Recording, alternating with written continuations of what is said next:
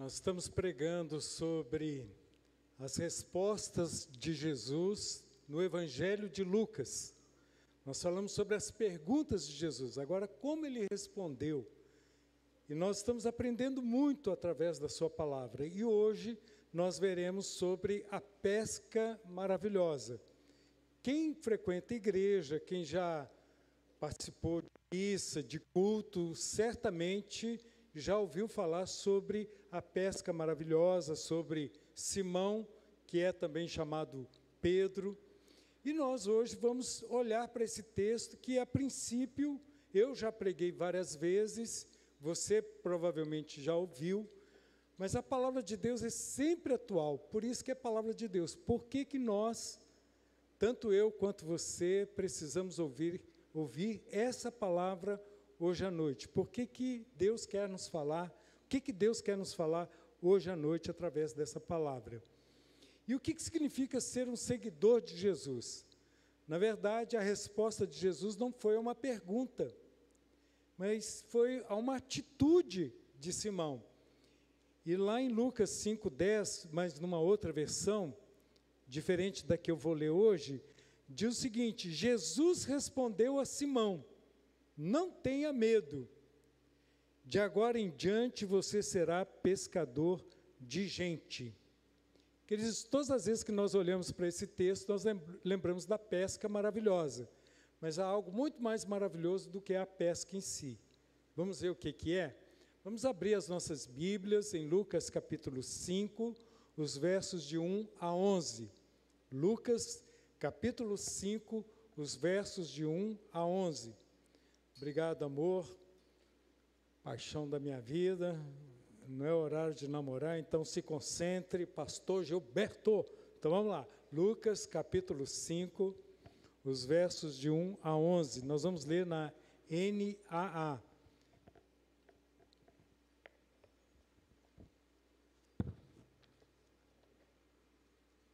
Vou abrir a minha Bíblia aqui, colocar o óculos, só um minutinho, por favor. Pegar esse papel no chão, porque de repente tem alguém aí que tem alguma coisa, fala assim, ele deixou o papel cair e não pegou. E esse papelzinho pode atrapalhar a sua concentração. Então vamos lá. Vocês já repararam que tem nada em volta aqui, o copo fica escondido, porque eu sou daquele tipo de pessoa, se tiver alguma coisa aqui, eu acabo derrubando. Mas vamos lá. Lucas capítulo 5, os versos de 1 a 11. Assim diz a palavra do Senhor. Aconteceu que Jesus estava junto ao lago de Genezaré, e a multidão o apertava para ouvir a palavra de Deus. Então ele viu 2 barcos junto à praia do lago. Os pescadores tinham desembarcado e estavam lavando as redes. Entrando num dos barcos, que era o de Simão, Jesus pediu-lhe que o afastasse um pouco da praia, e assentando-se do barco, ensinava as multidões. Quando acabou de falar, Jesus disse a Simão: leve o barco para o lugar mais fundo do lago, e então lancem as redes de vocês para pescar. Em resposta, Simão disse: mestre, havendo trabalhado toda a noite, nada apanhamos, mas sob esta sua palavra lançarei a rede.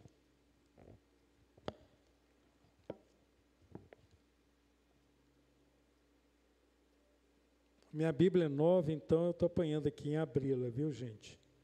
Mas vamos continuar a leitura. Fazendo isso, apanharam grande quantidade de peixes, e as redes deles começaram a se romper. Então fizeram sinais aos companheiros do outro barco para que fossem ajudá-los, e foram e encheram ambos os barcos, a ponto de quase afundarem, a ir a pique. Vendo isto, Simão Pedro prostrou-se aos pés de Jesus, dizendo: Senhor, afaste-se de mim, porque sou pecador. Pois à vista da pesca que fizeram, a admiração se apoderou dele e de todos seus companheiros, bem como de Tiago e João, filhos de Zebedeu, que eram seus sócios. Então Jesus respondeu a Simão: não tenha medo, de agora em diante você será pescador de gente. E arrastando eles os barcos para a praia, deixando tudo, os seguiram. Esse texto parece a descrição de alguém que viu um quadro espetacular. Alguém que quer contar os detalhes. Nós temos aqui nos detalhes que os pescadores tinham passado a noite toda pescando. Naquela região árida, quente, o melhor horário para se pescar era à noite, onde os peixes poderiam subir melhor à superfície. E eles dependiam daquilo, era a subsistência deles, era a forma como eles sustentavam a família. Passaram a noite toda tentando pescar peixe. E quase que eu digo que não pescaram nada. Eu acredito que pescaram não peixes, mas sujeira. Eles estavam ali limpando as redes. Eu imagino que cansado. Quantos aqui, não precisa responder, né, uma pergunta retórica, que já trabalharam ou trabalham à noite? Quando amanhece, o que você quer, e principalmente no caso deles, finalizando o trabalho, e depois de uma decepção, entre aspas, porque não haviam pescado nada, o que a pessoa quer é chegar em casa, se for aqui no Brasil, tomar um banho, descansar, relaxar, lamentar pela noite que não foi tão maravilhosa assim. Então eles estavam ali lavando as redes, cansados, provavelmente decepcionados, não haviam pescado nada, e Jesus percebeu que a multidão queria ouvir mais, o texto fala, da palavra de Deus. Olha como que as pessoas estão sedentas, desejosas de ouvir a palavra de Deus. E Jesus, queridos, ele nos ensina como igreja, como pessoas que lidam com o ensino, como nós podemos ser didáticos, pedagógicos, porque Jesus então entra num dos barcos, pede que Simão afaste esse barco um pouco da praia, para que ele possa ver, e as pessoas também podiam vê-lo melhor. E alguém que já foi em praia ou num lago bem grande sabe que o vento sopra para a margem. E nós sabemos que o vento favorece a nossa voz, para que ela seja ouvida, para que ela seja entendida. Jesus queria que as pessoas ouvissem a sua voz, que entendessem o que ele estava falando. Então, queridos, como é importante no culto o som, como é importante que as pessoas ouçam, entendam. Jesus tinha essa preocupação, e com os recursos que ele tinha na época, mas de uma forma estratégica, ele fez de tudo para que as pessoas pudessem ouvi-lo bem e entendessem o que ele estava falando. O texto resume um pouco e nos diz que Jesus vira para Simão, presta atenção, não podemos perder esse detalhe, estava a noite toda pescando, cansado, lavou as redes, provavelmente, certamente queria ir para casa. Jesus pediu, ele já obedeceu Jesus, já afastou o barco, e agora Jesus pede mais. Jesus fala assim: Simão, vai para o alto, para o lugar mais fundo, vai para o lago mais fundo, para a região mais funda. Provavelmente eu e você diríamos: Jesus, estamos cansados, nós não aguentamos. E Jesus ainda disse mais: lancem as redes. contestamos Deus, né? Falando assim, não tem como, não há solução mais para a minha vida, para a minha família. Como que eu vou fazer mais uma tentativa? Como que eu vou fazer isso? Mas a Bíblia nos fala que Pedro dá uma resposta ousada, de fé. Ele responde dizendo a verdade, aquilo que se passava no seu coração.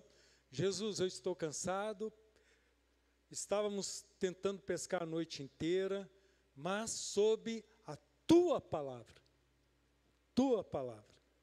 nós vamos lançar as redes.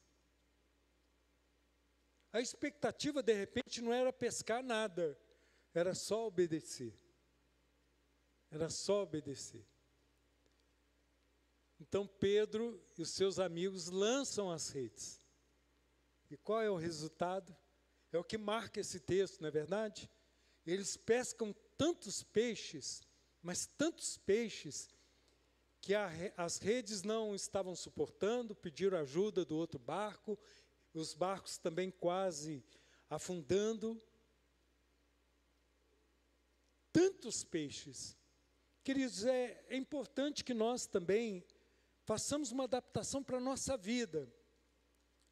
Vamos adaptar na questão de trabalho. O que você espera, qual a sua expectativa com o seu trabalho? O que você espera galgar, ganhar, alcançar com o seu trabalho?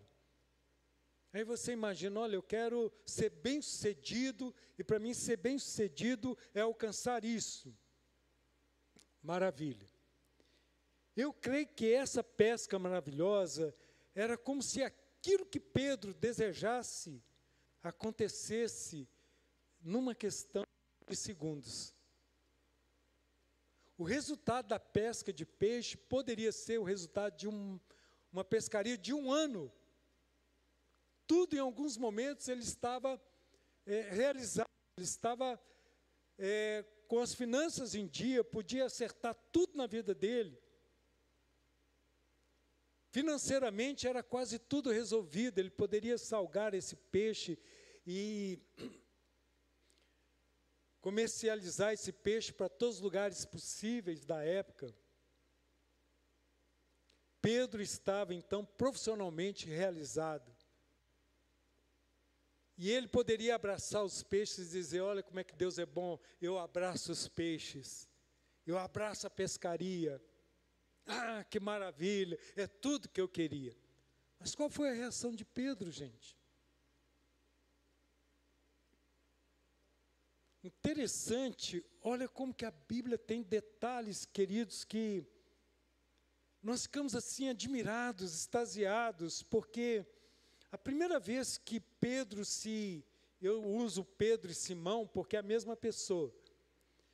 A primeira vez que Pedro fala com Jesus nesse texto, ele usa uma palavra que é traduzida aqui na nossa Bíblia por mestre.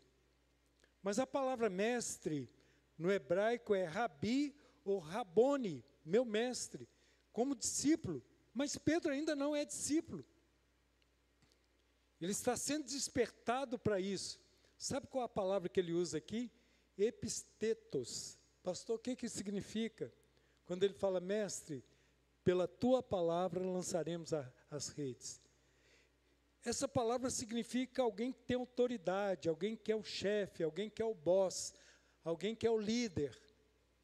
Senhor, o Senhor está acima de nós. Então, é um pescador profissional que foi criado na pesca. Vem alguém e fala algo para ele, ele poderia contestar e dizer, mas quem entende de pesca sou eu. Mas ele coloca Jesus acima dele. Olha a importância do nosso eu, né? Importa que eu diminua e que ele cresça. Que eu diminua e que ele cresça. Pedro, então, fala, o Senhor como líder, o Senhor como alguém que tem autoridade sobre mim, sobre a tua palavra, eu lançarei a rede. É o Senhor que ordena e eu que obedeço.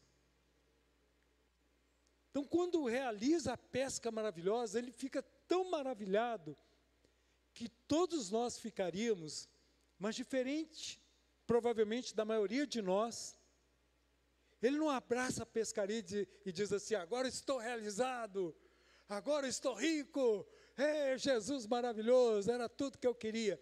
Ele não abraça a pescaria. Ele olha para si e fala: eu sou pecador, eu estou diante de algo aqui extraordinário. E aí, sabe qual a palavra que ele usa para Jesus? Adonai. Ele usa a palavra em grego, Kyrios, que em português é Senhor. Um outro detalhe importante é que ele se prostra aos pés de Jesus. Queridos, um judeu jamais se prostraria diante de um homem, de uma imagem, de um Deus. Então Pedro está declarando: Jesus, o Senhor é Deus, o Senhor é o prometido. Eu vou ver se o pessoal da multimídia consegue abrir para nós. Provavelmente você nunca ouviu falar sobre isso, mas eu estava lendo a Bíblia toda, e esse texto me chamou a atenção, e me fez uma ligação com a vinda de Jesus, porque Jesus é a água da vida. E aonde essa água corre, transforma deserto em algo assim verdejante, traz vida para onde tudo estava morto. E há um texto de Ezequiel, capítulo 47, que fala que a água iria transformar o deserto. Apareceria vida. Mas sabe o que mais iria aparecer? Vamos ver 47:9. Coloca para nós, por favor, Ezequiel 47:9. Eu acredito que provavelmente você nunca ouviu sobre a pesca maravilhosa nessa perspectiva. Todo o capítulo 47 de Ezequiel discorre sobre essa água da vida, falando do Messias.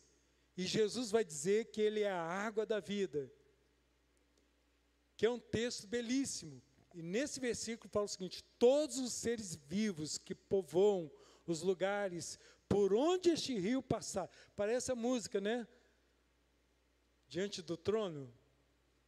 Por onde esse rio passar, inclusive pela sua vida, no seu coração, na sua casa, esse rio passando, tudo transforma.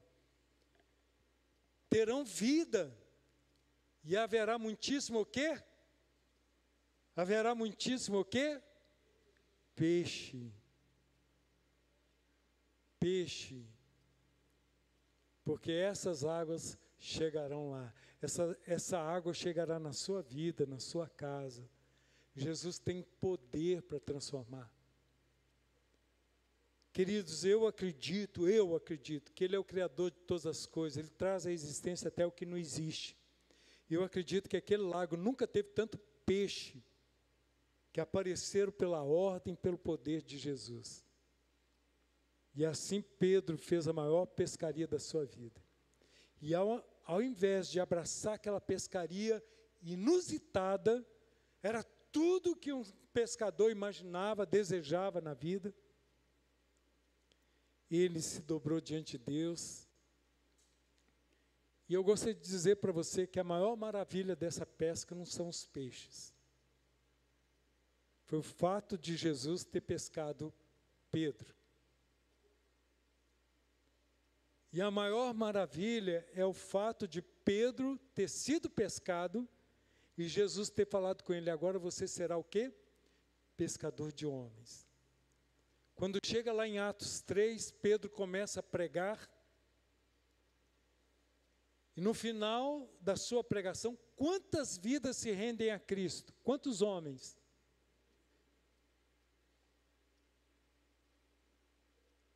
Isso sem contar as mulheres, as crianças. Então nós poderíamos dizer, no mínimo 10 mil. Queridos, mesmo que você não seja um pregador, uma pregadora, um missionário, uma missionária, preste atenção, todos nós que temos um encontro com Jesus verdadeiro, que esse rio já passou por nós, nós compartilhamos a nossa história, e essa história vai tocar o coração de pessoas. Hoje à tarde, lá nessa comunidade muito carente, mas muito carente mesmo, Se você nunca foi lá, provavelmente você não tem ideia de como essa comunidade está carente. Carente em todos os sentidos. E nós ali fomos, no Dia das Crianças, que é hoje, fomos falar do amor de Cristo, cantamos músicas infantis, músicas para as crianças. E aí eu comecei a contar uma história de um menino, porque criança gosta de história, né? E eu comecei a contar a história de um menino que foi criado em Belo Horizonte, numa casa de tábua, chão batido. Não era só o chão que era batido. Essa criança também apanhava muito, sua mãe, seus irmãos. Essa criança estava num lar todo complicado. E essa criança não queria saber de Jesus, de igreja. Mas uma vez a mãe desse menino chamou para ele ir para a igreja. Ele não quis ir, mas a mãe disse que tinha umas meninas bonitas. Ele foi lá para ver se encontrava a amada dele lá. Não viu. Mas o pregador disse para esse menino, pregando para todos, mas o menino pensava que era para ele. Mateus 11, 28. Vinde a mim, todos vocês que estão cansados, sobrecarregados, tristes, angustiados, eu vou trazer alívio para vocês. E aquele menino entendeu que aquela palavra era para ele. E ele entregou a vida para Jesus e a vida dele mudou completamente. Esse menino foi para o seminário, estudou, se tornou um pastor. Um dia o pai desse menino pediu que a família ligasse para ele. Ele morava em São Paulo, para que ele fosse até Belo Horizonte na UTI. E o pai na UTI pergunta se havia possibilidade do pai ser perdoado por Jesus, por toda a maldade, todos os pecados que ele havia feito. E esse menino disse, pai, não há pecado nesse mundo que Deus não possa perdoar. O pai pediu perdão a Jesus, pediu perdão à família, se reconciliou com todos. 3 dias depois o pai faleceu. Esse menino continuou se desenvolvendo, sendo pastor, mudou para Passos. E esse menino, eu contando a história, disse assim, e esse menino está aqui, e esse menino sou eu. E esse menino sou eu. Que casou com a mulher mais linda do mundo, chamei a Neuza, que quer ser o homem mais romântico do mundo, chamei o Johan, pai mais amoroso do mundo. E assim como Jesus mudou a história daquele menino que hoje é um homem, um pastor, Jesus pode mudar a sua vida, a vida de cada criança aqui. O que eu percebo é que uma vez que o rio de vida, que é Jesus, corre na sua vida, sem que você perceba, você realiza o maior sonho. O maior sonho não é necessariamente o sonho que você tem buscado. O maior sonho é entender o propósito de Deus na sua vida. É entender que Deus não desperdiça nenhuma dor, nenhuma decepção. E tudo aquilo que aconteceu na sua vida, tudo, Deus reverte para a glória dele. Como ele tocou no seu coração, mudou a sua vida, ele vai tocar e vai mudar a vida de outras pessoas. O que mais toca uma outra pessoa não é o quanto aquela que está falando conhece e tem sabedoria, conhecimento da palavra. É o quanto ela conhece de Jesus. O quanto ela tem experiência com Jesus. Nesta noite, que entendamos que Pedro pescou peixe, Jesus pescou Pedro e Pedro pescou pessoas. E a mesma coisa Jesus quer fazer conosco. Você pode surpreender com os milagres de Jesus, ele é poderoso, mas você vai se surpreender mais ainda, que apesar de você ser pecador, ele conta com você, ele perdoa você e faz com que você seja um grande pescador de vidas, de almas, que que você toque o coração das pessoas que precisam de uma palavra de poder, uma palavra que transformou a sua vida e pode transformar a vida dela. Baixa a sua cabeça, feche seus olhos.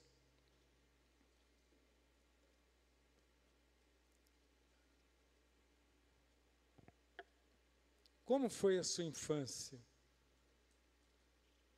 Momentos maravilhosos, mas quantas vezes também você chorou? Quantas vezes você se sentiu desassistido, desassistida, sem proteção?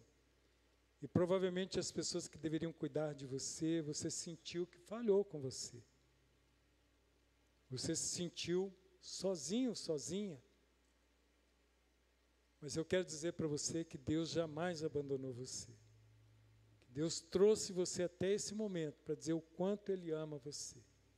E por mais que você passe por lutas, por dificuldades, por momentos difíceis, Ele é aquele que acalma a tempestade na sua vida. Aquele que surpreende você. Aquele que ama você e tem um propósito para a sua vida. O que pode atrapalhar o propósito de Deus é só uma coisa: o pecado. E por isso Jesus veio, pagou pelo nosso pecado, nos comprou. O Salmo 103:3 fala que Ele perdoa todos os pecados e nos cura de todas as enfermidades. E ainda no próprio Salmo 103:10 fala que Ele não nos trata segundo os nossos pecados. Tem muita gente com uma ideia errada, dizendo: olha, Deus está me punindo pelo meu pecado, Deus está me castigando pelo meu pecado.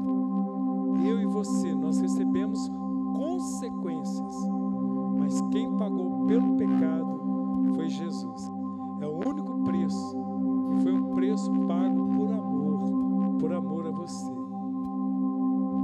E a Bíblia vai dizer em João capítulo 1, verso 12: mas a todos quantos o receberam, deu-lhes o poder de se tornarem filhos de Deus.